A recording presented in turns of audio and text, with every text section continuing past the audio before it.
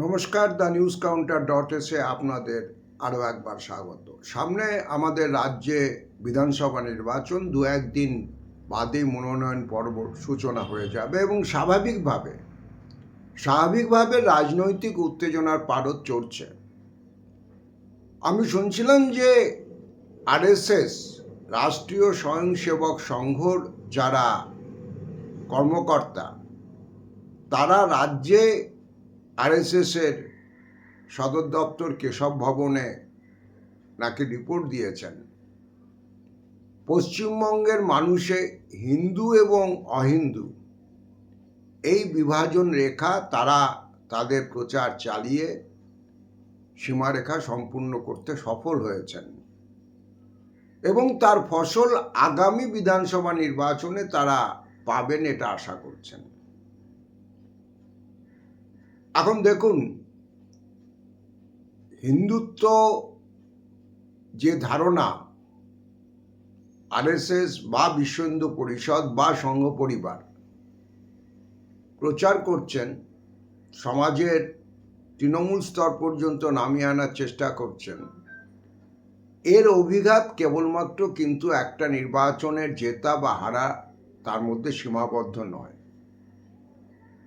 যে কোনো সামান্য চিন্তা ভাবনা সম্পন্ন মানুষের কাছে এটা পরিষ্কার, আমাদের বিশেষ করে বাংলার মতো একটা সমাজ এবং রাষ্ট্রিক জীবন যার একটা বহুস্তরীয় অস্তিত্ব আছে, বিভিন্ন ধরনের সংস্কৃতি এবং উপসংস্কৃতি যেখানে রয়েছে, সেখানে হিন্দুত্বর ভিত্তিতে যদি একটা সমাজের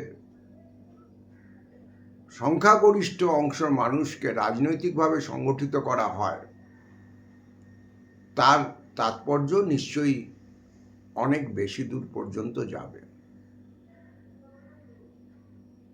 এবং আপনারা দেখেছেন বোধহয় দুদিন আগে যে রামনবমী গিয়েছে, সেখানে সরাসরি রাজনৈতিক দল বা রাজনৈতিক দলের নেতাদের নামে, এটা প্রথমে বিজেপিরই বেশি ছিল, এখনও বিজেপিরই বেশি, কিন্তু এবার আমরা দেখলাম অনেক বেশি সংখ্যায় তৃণমূলের যারা প্রার্থী বা সংগঠক, তারাও অনেকে রামনবমীর যে মিছিল, লাঠি সোটা গদা ইত্যাদি নিয়ে, এবং সেখানে যেটা স্লোগান, এই স্লোগান অবশ্যই বাংলা স্লোগান না, বাংলা রাজনীতির স্লোগান না, এটা আমদানি করা স্লোগান, কিন্তু স্লোগানটা ছড়িয়েছে একই নারা একই নাম, জয় শ্রীরাম জয় শ্রীরাম। এখন বিজেপি যা হিন্দুত্বের ধারণা সামনে আনছে, সেটা একই নারা একই রাম জয় শ্রীরাম হোক, অথবা ব্রিগেডে 5 লক্ষ কণ্ঠে গীতা পাঠের আসরকে সামনে রেখে হোক, যদিও সেই অনুষ্ঠানটি অন্য একটি ব্যানারে সংগঠিত হয়েছিল, সরাসরি বিজেপির ব্যানারে নয়, তবু পিছনে কারা কুশীলব ছিলেন সবাই জানেন। ফলে এইরকম একটা অবস্থায় ধর্ম যার যার উৎসব সবার গোছের কোনো নরম বিশ্লেষণ বা স্লোগান সামনে রাখাটা কার্যত এই ধরনের যে রিলিজিয়াস ন্যারেটিভ হিন্দুত্বের নামে, বিজেপির হিন্দুত্বের নামে তৈরি করবার চেষ্টা চলছে, তার পক্ষে প্রতিষেধক হিসেবে খুবই একটা নরম দাবাই দাঁড়াবে বলে আমার মনে হচ্ছে। আমার মনে হয় যেটা, যে যারা এই একই নারা একই নাম রাম জয় শ্রীরাম স্লোগান দিয়ে সামনে আনছেন, তাদেরকে এখনই সরাসরি প্রশ্ন করার সময়, আপনার কাছে রাম পুরুষোত্তম শ্রীরাম হতেই পারেন, কিন্তু আমি যদি মনে করি যে আমি শম্ভুক মুনির পক্ষধারী, যে শম্ভুক মুনিকে রামচন্দ্র হত্যা করেছিলেন কেবলমাত্র শূদ্র হয়ে শাস্ত্র চর্চার অপরাধে, শম্ভুক মুনির অন্য কোনো অপরাধ ছিল না, তার একমাত্র অপরাধ ছিল যে তিনি শূদ্র হয়েও শাস্ত্রচর্চা পঠন পাঠনের চেষ্টা করেছিলেন, এবং সেহেতু একজন ব্রাহ্মণের অভিযোগের ভিত্তিতে পুরুষোত্তম শ্রীরামচন্দ্র তাকে হত্যা করেন মাথা কেটে। এবং ভারতীয় পুরাণ মতেই যেহেতু সম্মুখ মুনির অপরাধ কোনো কিছু ছিল না, তার মাথা মাটিতে পড়েনি, সেটা উপরে উঠে চলে যায়, এবং সেখান থেকে তিনি আজও দেখছেন যে গোটা পৃথিবী জুড়ে কোথায় কি ঘটছে। তো এখন এই প্রশ্ন আজকে বিজেপি নেতাদের অবশ্যই করতে হবে। আজও উত্তরপ্রদেশে শয়ে শয়ে সম্মুখ মুনির মন্দির আছে। বহুজন সমাজের লোক যারা নিম্নবর্ণের মানুষ, সেখানে এখনো তারা প্রতিদিন সন্ধ্যায় প্রদীপ জ্বালান। বিজেপি নেতাদের প্রশ্ন করতে হবে যে তাহলে আপনাদের হিন্দুত্বে যে আইকন শ্রীরামচন্দ্র, তিনি কিভাবে গোটা হিন্দু সমাজের প্রতিনিধিত্ব করছেন? কারণ হিন্দু সমাজের যে আমরা সনাতন কাঠামো, কারণ আপনাদের ভাবনা চিন্তায় সনাতন কথাটা খইয়ের মতো ফোটে, সেই কাঠামোতে ব্রাহ্মণ ছাড়াও ক্ষত্রিয়, বৈশ্য, শূদ্র উপস্থিত রয়েছেন, এবং তার বাইরে যারা বর্ণ কাঠামো না মেনে মেনস্ট্রিম আর্য সভ্যতায় ঢোকেননি, সেই নিষাদ বর্গ উপস্থিত রয়েছেন। যে কারণে আপনারা জানেন যে পঞ্চায়েত শুধুমাত্র চতুর্বর্ণের নয়, পঞ্চবর্ণের, ব্রাহ্মণ, কাস্ত, বৈশ্য, শূদ্র, তার বাইরে নিষাদ, তাদেরকে এনে পঞ্চায়েত করতে হয়েছিল বর্ণ কাঠামোতে। তো তাহলে যে রামচন্দ্র শূদ্র হওয়ার অপরাধে সম্মুখ মুনিকে হত্যা করেছিলেন, আর আমাদের এই বাংলাতে স্মার্ত রঘুনন্দনের বিধান অনুযায়ী আমাদের এখন অবধি যা হিন্দু সমাজের এই বাংলায় বিধান রয়েছে, স্মার্ত রঘুনন্দন শেষ কথা। স্মার্ত রঘুনন্দনের বিধান অনুযায়ী আমাদের এই বাংলায় ব্রাহ্মণ ছাড়া বাকি সকলেই শূদ্র। সুতরাং এই বাংলাতে আমাদেরকে আজকে যদি আপনারা বলেন যে একই নারা একই রাম, জয় শ্রীরাম, জয় শ্রীরাম, আমি যদি আজকে নমশূদ্র হই, নবশাক হই, জল অচল হই, শুদ্ধ জনগোষ্ঠীর কোনো প্রতিনিধিত্বকারী মানুষ হই, এসসি, এসটি, ওবিসির কেউ হই, তাহলে আমার উপরে আপনি যদি এই স্লোগানটা চাপিয়ে দিতে চান, আর এইটা যদি আপনার হিন্দুত্বের রাজনীতির আইকন হয় জয় শ্রীরাম, তাহলে বুঝতে হবে যে আপনারা কার্যত ফ্যাসিবাদের কথা বলছেন, তার বাইরে কিছু না। এবং এর স্পষ্ট উত্তর আপনাদের দিতে হবে, কারণ শ্রীরামকে কেন্দ্র করে আপনারা যখন রাজনীতি করছেন, শ্রীরামচন্দ্রের এন্টায়ার রাজনীতির দায়ভারটা আপনাদের অবশ্যই বহন করতে হবে। দ্বিতীয় বিষয় যে এই বিজেপির হিন্দুত্বের ব্যাপারটা স্ববিরোধিতা এবং গোলমালে কোথায় আজকের 21 শতকের বাংলায় দাঁড়িয়ে ওরা একটি সংগঠনকে সামনে রেখে 5 লক্ষ গীতা বিলি করেছেন, গীতা পাঠ করেছেন, এবং গীতাকে কেন্দ্র করে সাধারণ মানুষের যারা গভীরে ঢোকার সুযোগ পান না, তাদের একটা সেন্টিমেন্ট আছে, তারা রাজনৈতিক কৌশলে সেটাকে কাজে লাগানোর চেষ্টাও করেছেন। এবং আপনারা জানেন যে অধিকাংশ হিন্দু গীতাকে মান্যতা দেন, এমনকি যখন মারাও যায় মৃতদেহের উপরে একটা গীতা চাপানো হয়। এখন প্রশ্ন হচ্ছে, গীতা যখন রাজনীতির হাতিয়ার, তাহলে গীতা যে রাজনীতির কথা বলেছে সেটা আমাদের রাজনীতি, আমার রাজনীতির বোধের সঙ্গে যাচ্ছে কি না, এইটা প্রশ্ন করবারও সুযোগ এসে গেছে, সময় এসে গেছে। কারণ আজকে যদি আপনি প্রশ্ন না করেন, তাহলে যে 1000 বছরের সামাজিক বুনট নিয়ে আমাদের বাংলা চলছে, আমাদের সংস্কৃতি চলছে, তার অজস্র সীমাবদ্ধতা, হানাহানি, মারামারি, চৌর্যবৃত্তি, সব কিছু নিয়েও আপনি সেটাকে ধ্বংসের মুখে ঠেলবেন। আমি একটা কথা আগেও বলেছিলাম যে গীতা শ্রীরামকৃষ্ণের মুখনিসৃত বাণী কিনা এটা নিয়ে বিতর্ক আছে,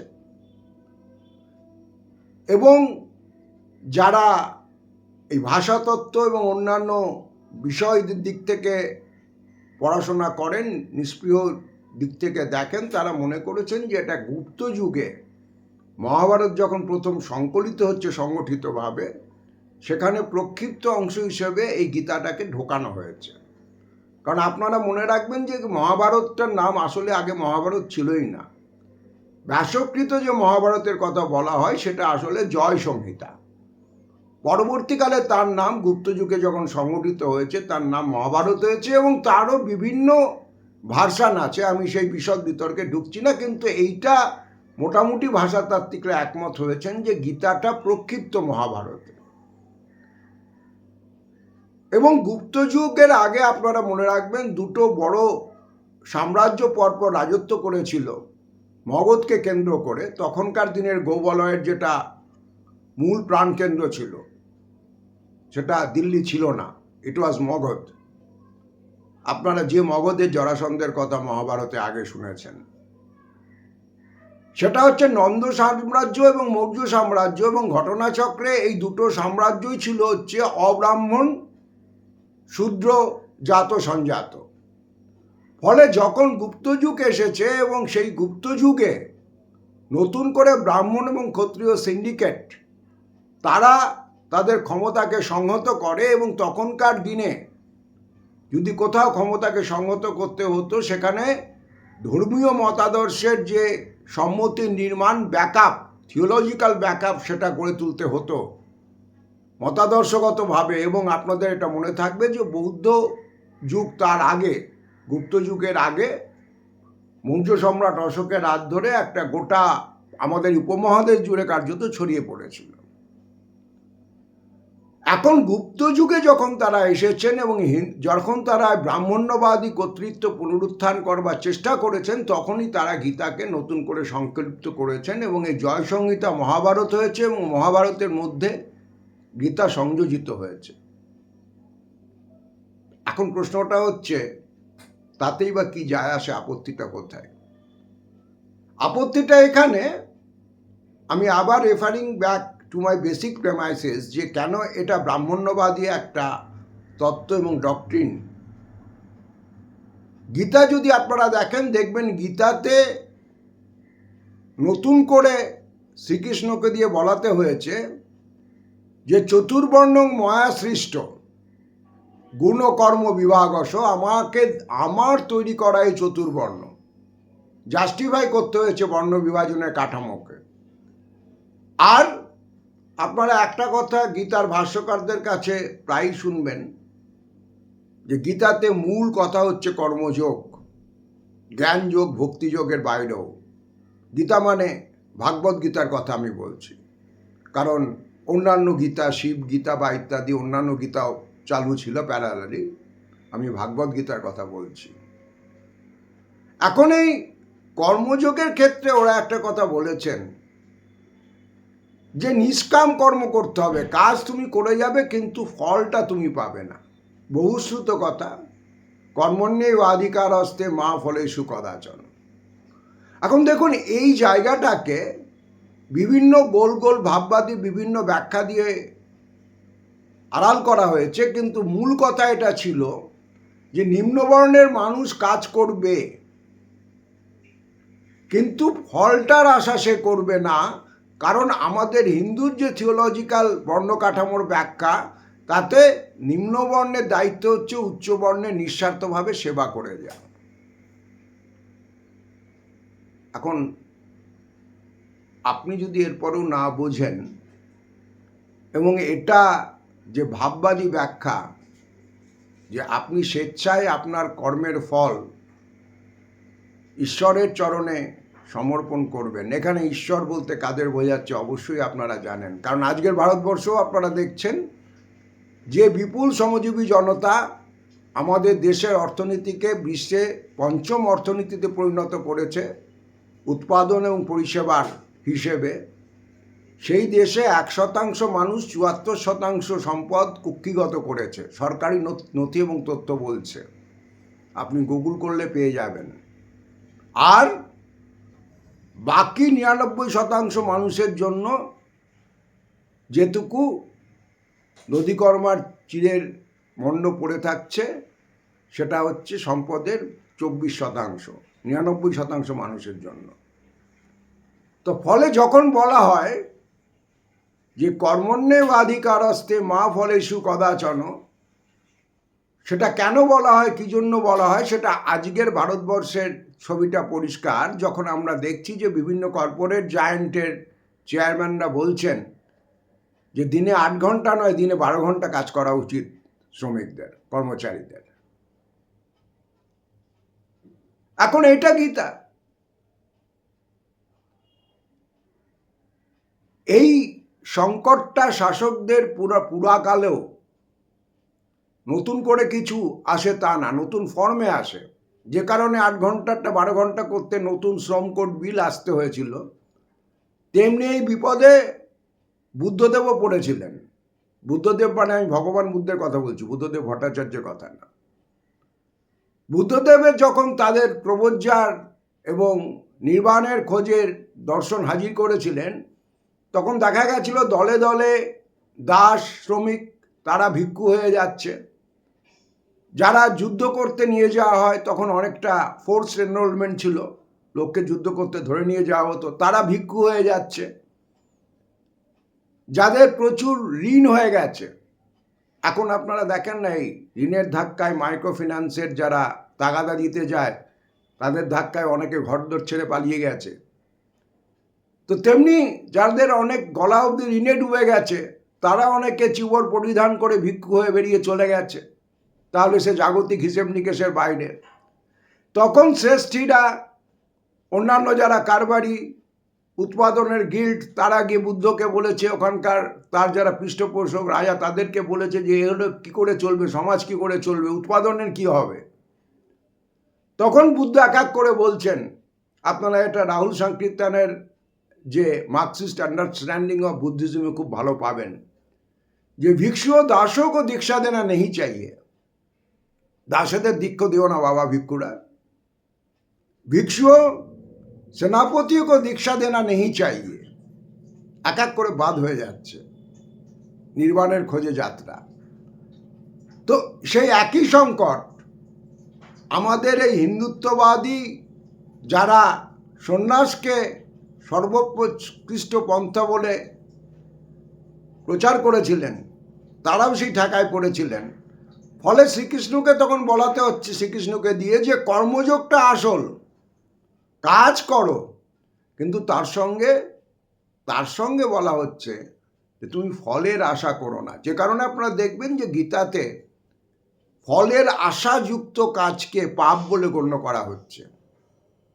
পাপের এই ধরনের ব্যাখ্যা আপনি অন্য কোনো জায়গায়, যদি খ্রিস্টান তাদের ধর্মতত্ত্বের সিনেরও ব্যাখ্যা খোঁজেন, এরকম চমৎকার ব্যাখ্যা পাবেন না, যে কাজ আপনি করলেন, কাজের জন্য যদি আপনি ফল আশা করেন সেটা পাপ।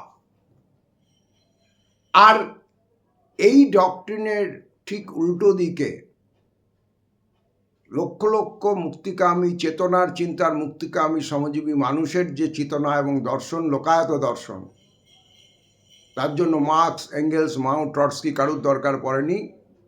আমাদের ভারতীয় ঐতিহ্যের চার্বাক পন্থী যারা, তারা বলে গেছিলেন যে ন স্বর্গ ন অপবর্গ, স্বর্গ বলে কিছু নেই, অপবর্গ অর্থাৎ নরক বলেও কিছু নেই, নৈবাত্মা পারলৌকিক, আত্মার পরলোক গমন বলেও কিছু হয় না। তার থেকেও মারাত্মক কথা, নৈব বর্ণাশ্রমাদিনাং, বর্ণাশ্রম প্রথারও কোনো অর্থবহ মানে নেই, শেষটা গুরুত্বপূর্ণ, ক্রিয়া ফলদায়িক, অর্থাৎ কাজ অনুযায়ী ফল পাবেন। সেখানে বর্ণাশ্রমের কোনো গল্প নেই যে নিচু তলার মানুষ সেবা করবে উঁচু বর্ণের মানুষকে, সেখানে কাজ করে ফলের আশা ছেড়ে দিয়ে খালি পেটে বাড়ি চলে আসবার কোনো গল্প নেই। এইটা হচ্ছে গীতার নির্যাস, আপনি যদি ভাববাদের খোলসটাকে বাদ দেন। আর গীতা কি বলেছে? গীতার 9 নম্বর অধ্যায়ের 32 নম্বর শ্লোক যদি দেখেন, তারা সেখানে দেখবেন যে একই সঙ্গে স্ত্রী, বৈশ্য এবং শূদ্রদের পাপজনী সম্ভূত বলে বর্ণনা করা হচ্ছে, যে এদের জন্ম পাপজনী থেকে। তাহলে আজকে এই 21 শতকের ব্রিগেডে দাঁড়িয়ে আপনি যদি গীতা বিলি করেন, গীতা পাঠ করেন, আপনাকে তাহলে এটা মেনে নিতে হবে যে আপনি মনে করছেন স্ত্রী জাতি, শূদ্র জাতি এবং বৈশ্য জাতি যারা ব্যবসা বাণিজ্য করছেন, তারা সকলে পাপজনী সম্ভূত। এটা আপনাকে মেনে নিতে হবে। এখান থেকে ব্যত্যয়ের কোনো রাস্তা কিন্তু আপনার নেই। সুতরাং আমি যেটা বললাম যে বিজেপির এই যে গীতা একটা হাতে ধরিয়ে দিয়ে একটা হিন্দু আইডেন্টিটি নির্মাণ করার চেষ্টা, এখানে আমাদেরকে জিজ্ঞাসা করতে হবে যে আপনাদের হিন্দুত্বের সংজ্ঞাটা তাহলে কি? শম্ভুকমণি হিন্দুত্বের মধ্যে পড়েন কি পড়েন না? যে একলব্যকে ব্রাহ্মণ দ্রোণাচার্য বুড়ো আঙুল কেটে নিয়েছিলেন কৌশলে, নিষাদের প্রতিনিধি, সেই একলব্য আপনাদের হিন্দুত্বের কাঠামোর মধ্যে পড়েন অথবা পড়েন না? আপনারা এটা মনে করেন কিনা যে গীতা আপনারা বিলি করছেন তার 9 নম্বর অধ্যায়ের 32 নম্বর শ্লোকে যে বলা হচ্ছে যে শূদ্র, স্ত্রী এবং বৈশ্যরা পাপজনী সম্ভূত, এটা আপনারা মনে করেন অথবা মনে করেন না? এখানে আপনাদের অবস্থানটা খুব পরিষ্কার করতে হবে, না হলে পারে আপনাদের এই হিন্দুত্ব নামক একটা ভোট ব্যাংক তৈরি করবার যে চেষ্টা, হিন্দুত্বের মধ্যে যে বর্ণ নিপীড়ন, লিঙ্গ নিপীড়ন, তার যে বীজ নিহিত আছে, সেটাকে আপনারা অস্বীকার করছেন।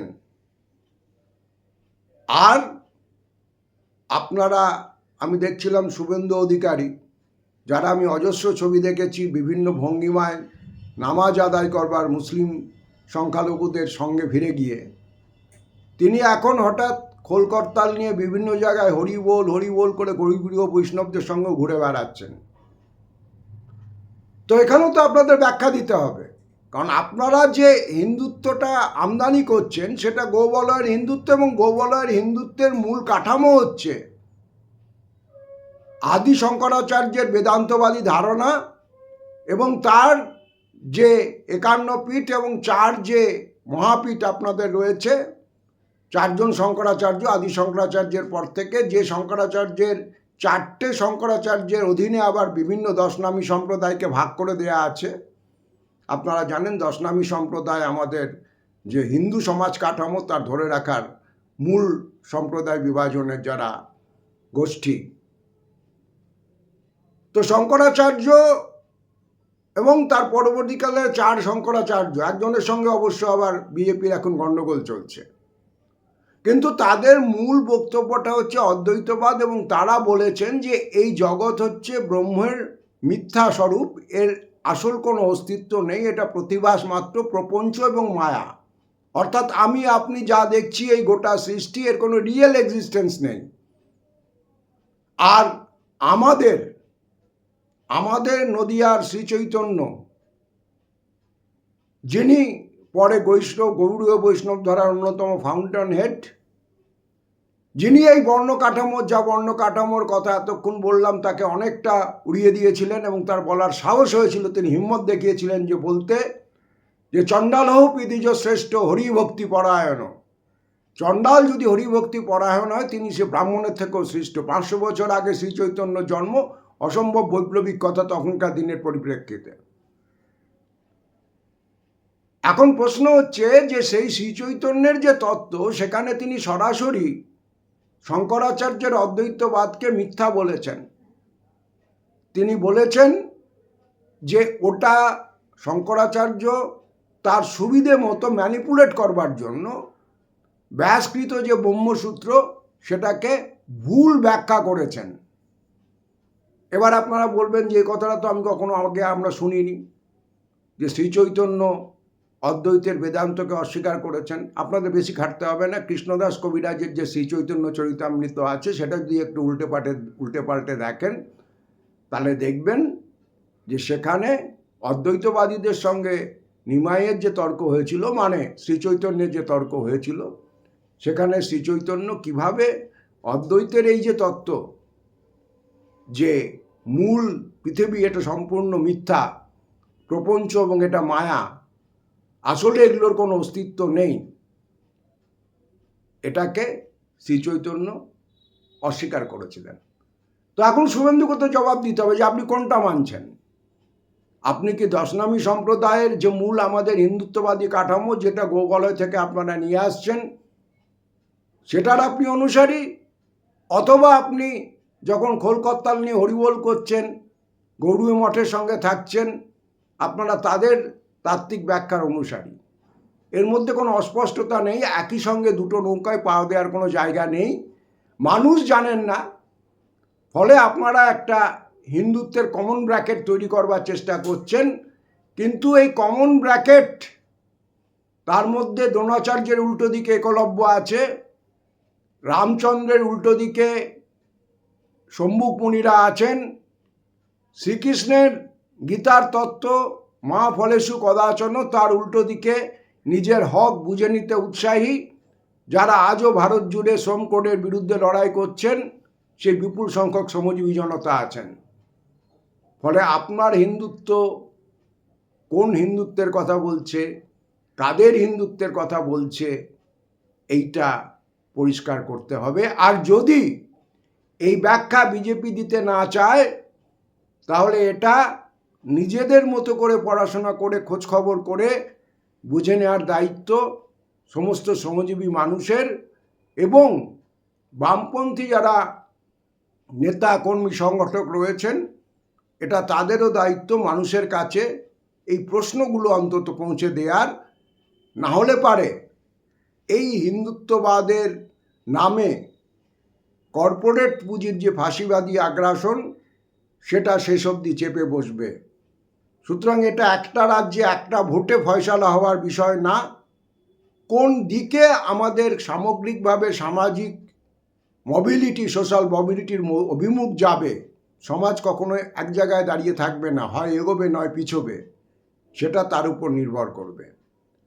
TheNewsCounter.s এখন এই পর্যন্ত। আমাদের কমেন্ট বক্স খোলা থাকে, আপনারা আপনাদের অভিমত পক্ষে হোক বিপক্ষে হোক অবশ্যই জানাতে পারেন।